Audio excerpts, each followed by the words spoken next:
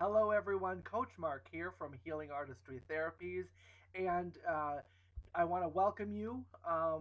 Today, I'd like to talk about something that was brought to my attention by one of our fellow MDLHAT community members.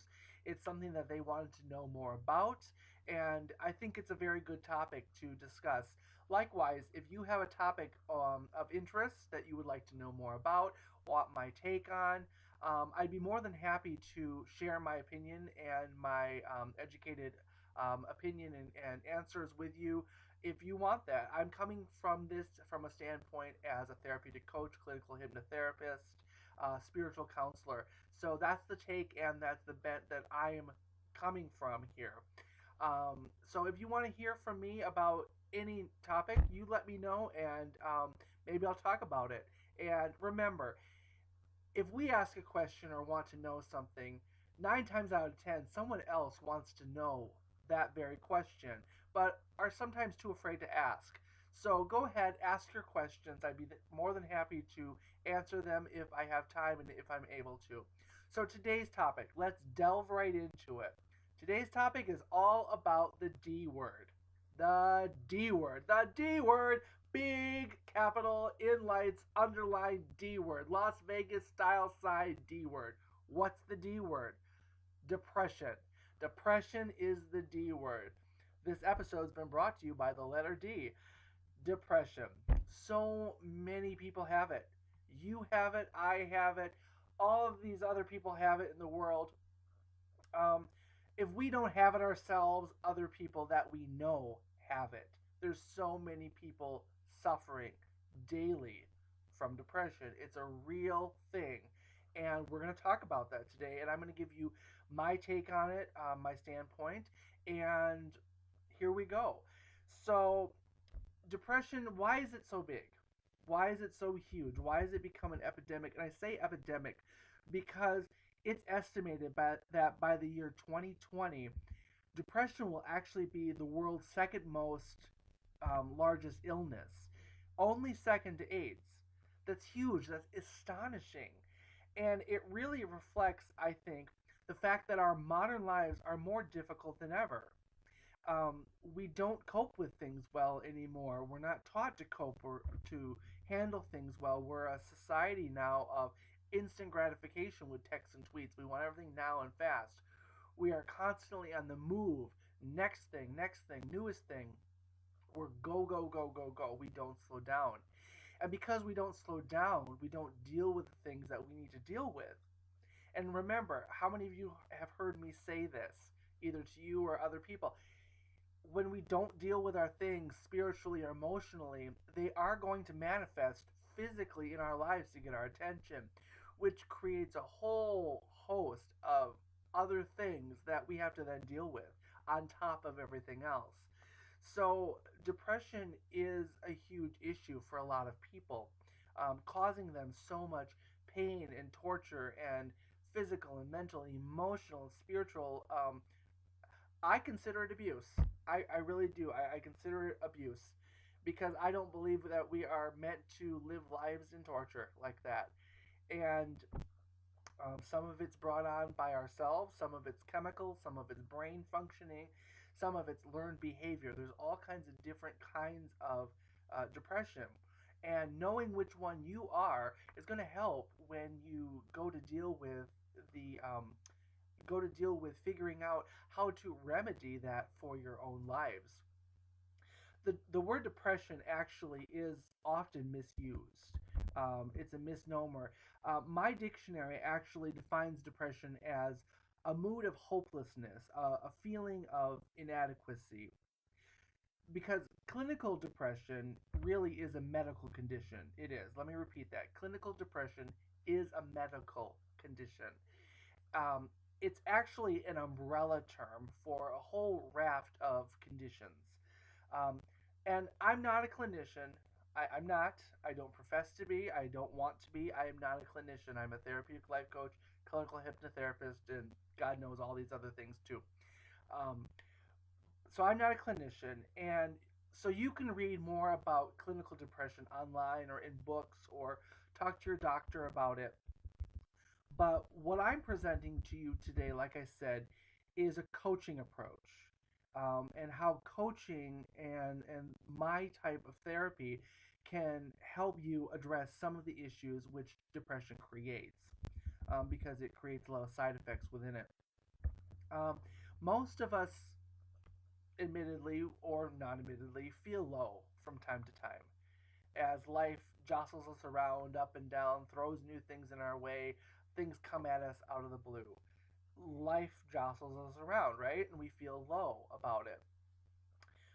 That's normal, guys. That's normal. That's normal life. Um, you know, but quite a few of us, in fact, will. Some of us will constantly be having feelings of inadequacy, even, or hopelessness, in light of the fact that our lives are actually pretty good. They're turning out the way we had hoped and dreamed, um, and we're seemingly unable to do what's necessary to move things in the right direction, though. Um, Modern drugs and medications are increasingly effective at managing the symptoms of depression. And if the cause of depression is chronic imbalance within the brain chemistry, then this route, this method with the medications, really is a sensible course of action that, in combination with coaching, can be very effective as well. But that's just one type of depression, is that chemical brain imbalance. Um, but if you're depressed simply because your life isn't working out the way you want it to, then or something along those lines, then the method of medications, it's not going to address the root cause of the problem. It's counterintuitive. So oftentimes, I've seen in the case of a death, let's take a grieving widow for example. She just lost her husband, and she's let's face it, she's as low as she can get. She just lost her spouse. And so oftentimes, because of this misconception, what happens? She's given medication. That's counterproductive. Her type of depression is not the chemical imbalance, it's grief.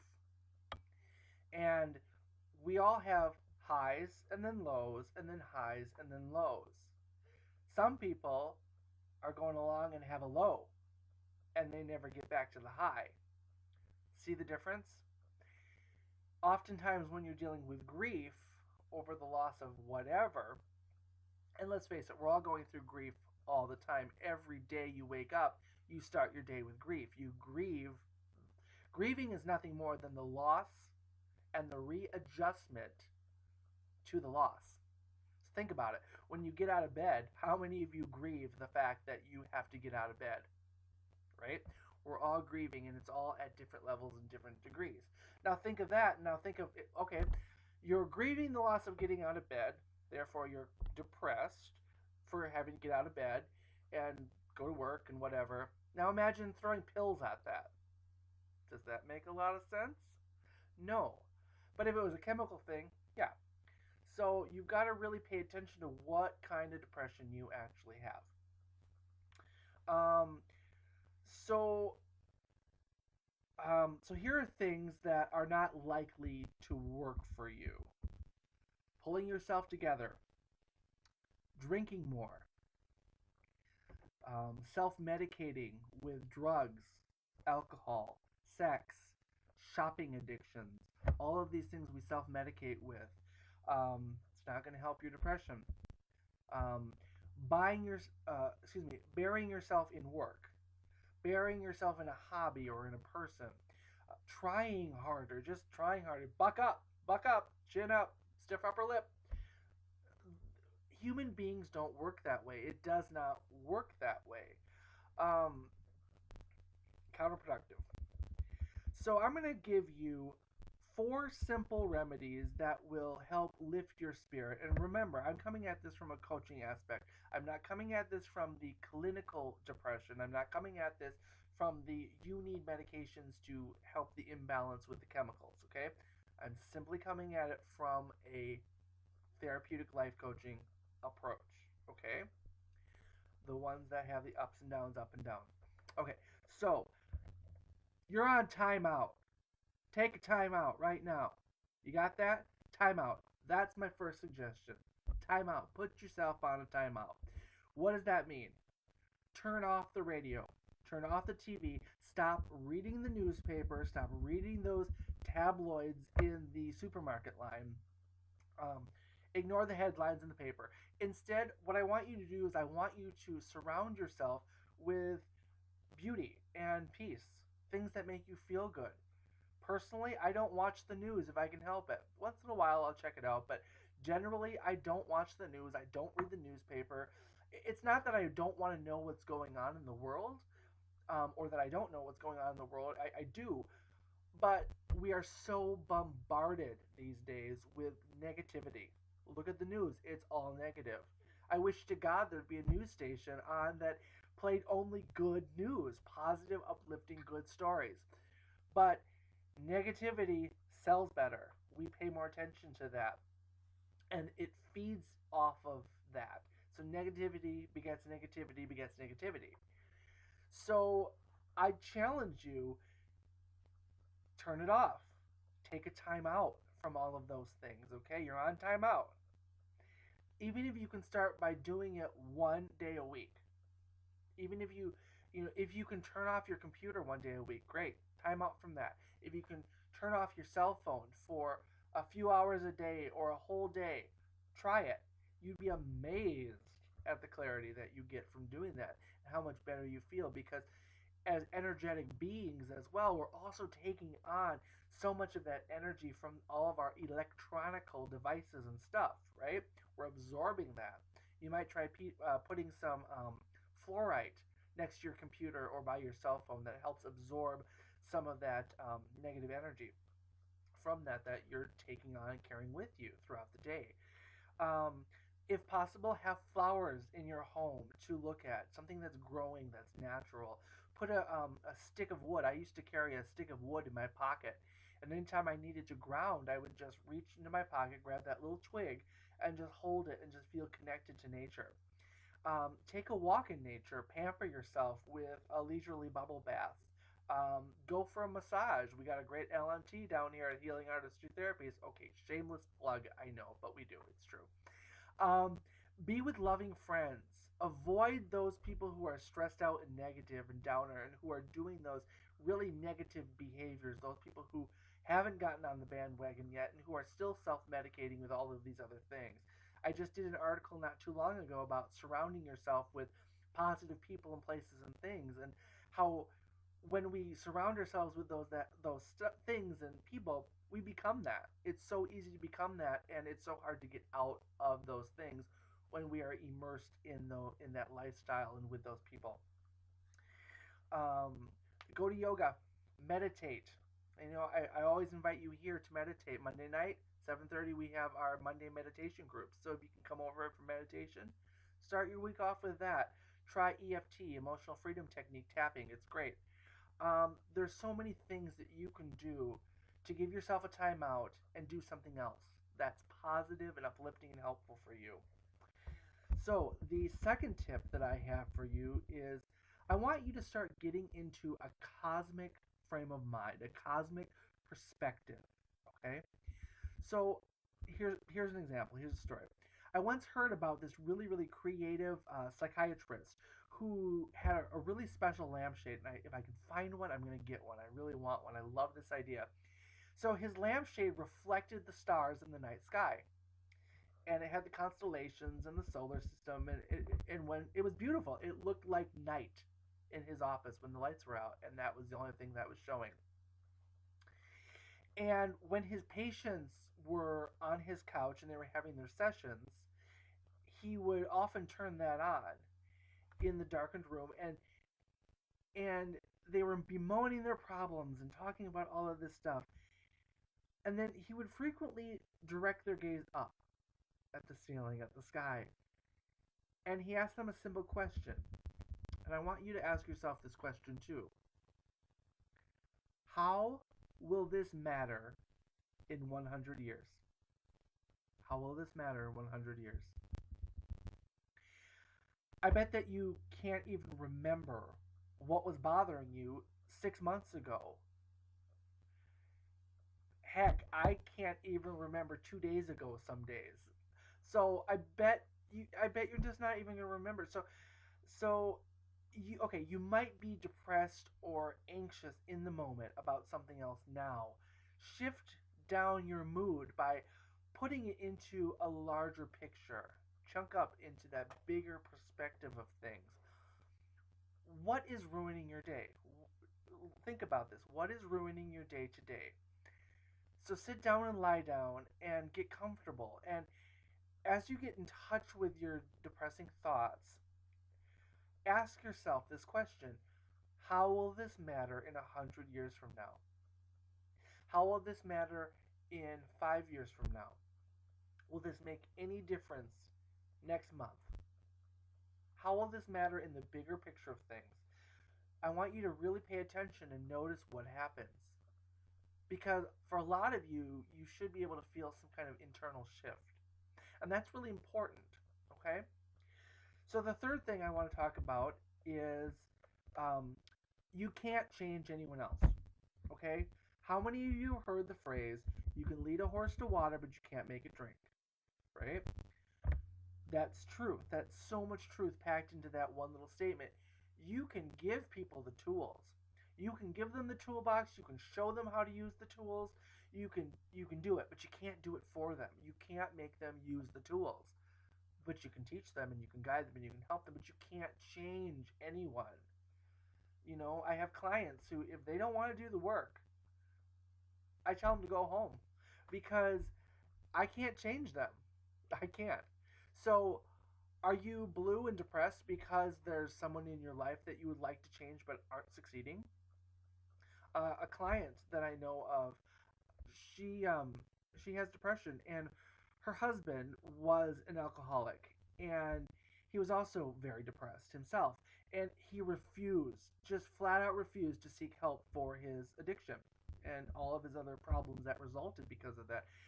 And she was absolutely miserable, absolutely 100% miserable in this relationship, in this marriage. She loved him, but she didn't love his behavior or what he's become because of it. And she could not, whatever she tried, she couldn't convince him to get the help that he really obviously needed. And cheerfully she asked, what am I being unreasonable? Am I wanting him to go for help or join AA? Is that completely out of the ballpark? Is that completely unreasonable thing for me to ask him? And I answered, you can't get milk from a bull, can you? It's true, you can't. All of us want to be accepted. That's so important. It's part of Maslow's hierarchy of needs is belongingness. That it's a need. It's a need to feel like you belong and are accepted. And we need to feel like we are accepted as we are right now. Because honestly, we are all doing the best we can at any given moment. Can we do better? Yes. Should we do better? Yes. But some people don't want to, and you can't make them. Even though we may want to do better, we are not always able to at this moment in time, in this point of our lives. And this woman's husband was, at the time, doing the best he could at that moment. Um, so her constant worry, her constant anxiety, her internal stuff that was going on with her was really deepening her depression and was depleting her. She was, every time she came in, she looked like more and more of a shell of herself. It was literally eating her from the inside out, and trust me, folks, it will do that. How many people have you known who have been going through depressions and they look like a shadow of themselves? They might be more gaunt, their skin tone is different. They're just, depression will physically damage you.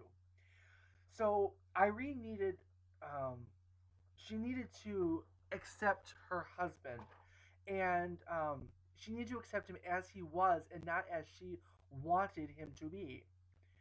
Joining AA really helped her. That was a choice that she could make to do, to let go of her depression when she met other people who were supportive, who were changing their lives and their way of thinking about and dealing with the addicts in their lives who they loved. Um, so, keep that in mind as well. What can you do for yourself? Because remember, when we change, everything else has to change around us as well. Otherwise, if it doesn't, it falls away, right? It doesn't vibrate at the same level that we are anymore. So it either gets on with the program, jumps on the bandwagon, or it's off doing its own thing and it's going away. Um, and you've got some decisions to make. For me, I go by the three A's in any relationship, no matter what it is: abuse, addiction, and adultery. Those are my three A's. Those are the deal breakers for me.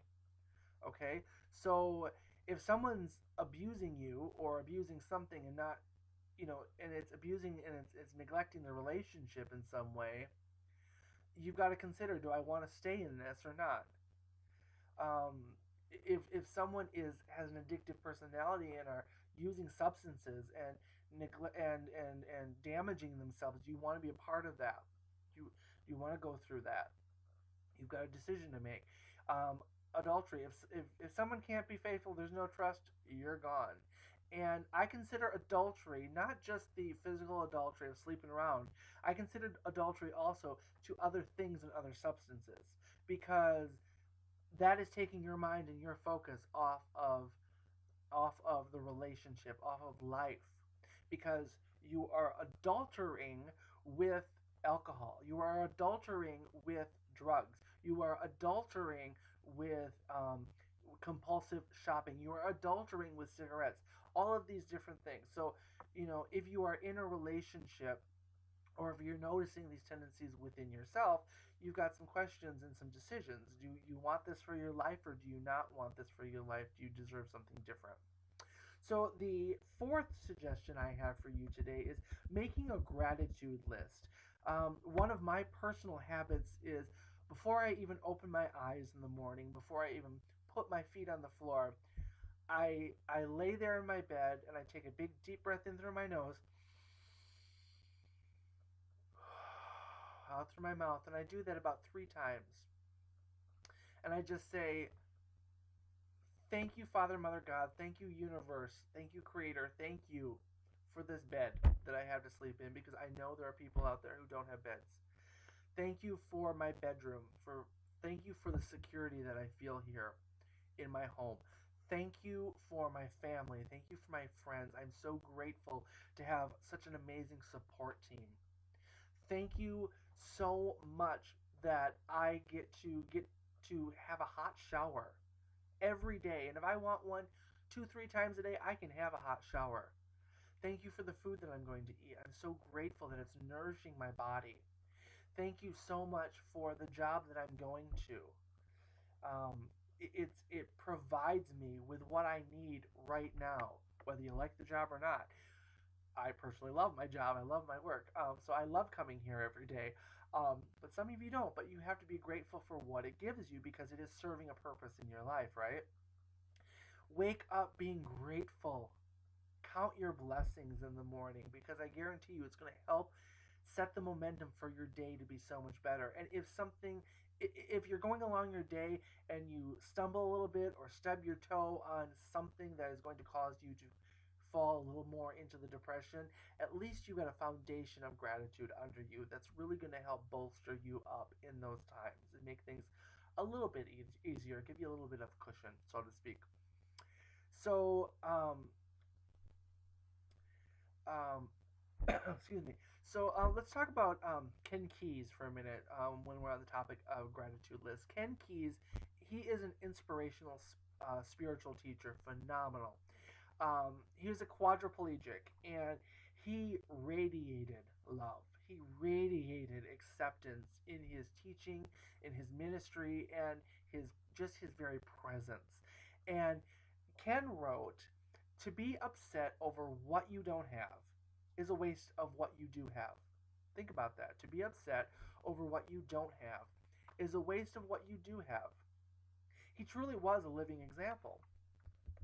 Um, when you're feeling depressed and you can't get rid of the miseries. I love that word, the miseries. My wonderful friend Rosemary Fox always calls it her miseries, and we all have the miseries. It's so English. I love it.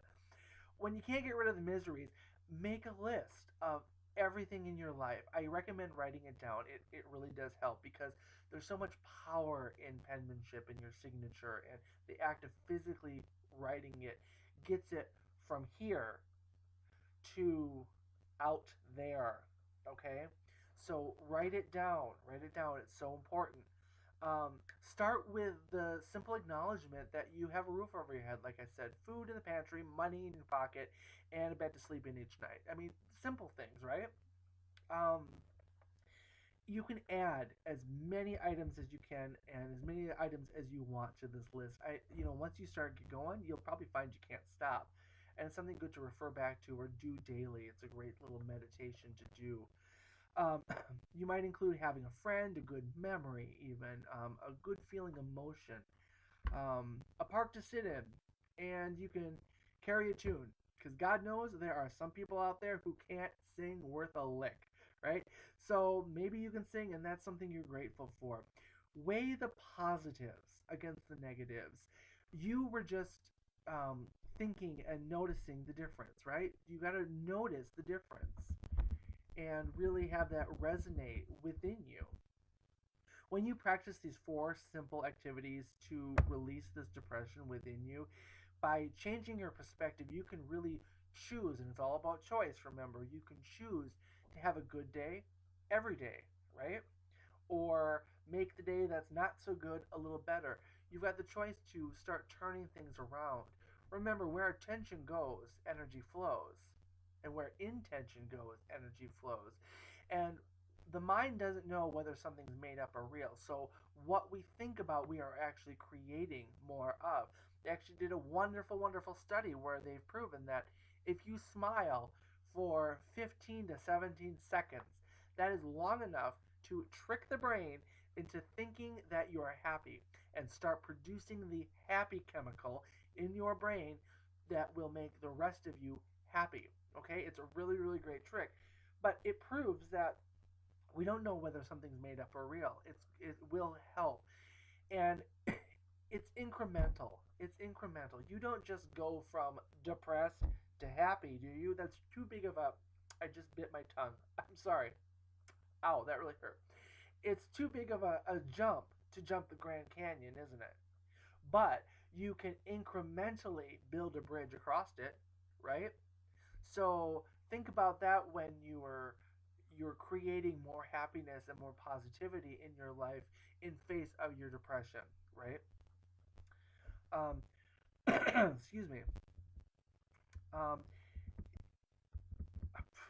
lost the train of thought. I bit my tongue and I lost my train of thought. Um, okay, so anyway, so to make permanent structured change in our lives, we really must make permanent structural change within our own minds, right? And that's a really tough thing to do for a lot of people because they just simply don't have the tools or the resources or know where to start, where to begin, how to do it. But it is possible to do, and it's easier to do with help. You might have a trusted friend, you might have a counselor, you might have me as a therapeutic coach. Um, if you're suffering from depression, as your life coach, I can help you. It's my job to help you and to teach you and guide you to move forward through your life in the right direction, the direction that you want to go. And in doing so, I do that really in the following ways. I work, I'll work with you to really define. You really need to define the area of your life that you really want to work on. You need to get clear about that, and part of that is setting goals. Goals are so important. Clarifying where you want to end up in that area. You have to have that direction. You have to have something you're shooting towards, right? As your coach, I can provide you regular doses of friendship, energy, and realistic optimism. I love my clients, they're great people. Um, and this is really going to help counter any tendencies that you might have to drag things down within your own life because let's face it, I'm not going to stand for it. We want things to get better. We want to go forward instead of backwards. Each coaching session that we do, it really is an opportunity for you to refocus on the new you, because that's what you want, right? Your daily pressures will still be there initially, but each time you have a session, you're it'll set you back squarely on your chosen path, and it'll make your issues in your daily life be more tolerable and more bearable until pretty soon those issues just aren't there anymore. And making progress along that path is, after all, what we want. um, Excuse me, sorry. um, I'm professionally trained, I'm highly experienced. My job is to tune into you, and I can listen with a coach's ear, which is different than someone you're close with, someone, a friend, a family member, a spouse, um, a coworker. It's a different type of ear that can hear what you're saying and really what you're not saying and what lies in between all of that, because we say a lot without saying a lot, and in that not saying, that's where those answers lie. That's where the roots and the truth lie. Um, Together, we're going to explore what these sayings and what these things say really about your beliefs, about your values, about your feelings, about yourself, and about your world, and how that creates and shapes, and how we can actually construct and deconstruct and make it a little more fluid and easier to move things around with that. Given this new understanding, we're going to work together on removing any unhelpful ways of thinking, any old programming, any old behaviors and patterning, um, and really replace them with the new, with the better, with the shiny. We all like shiny, right? Um, the productive things that are going to make you the best version of you, because that's awesome.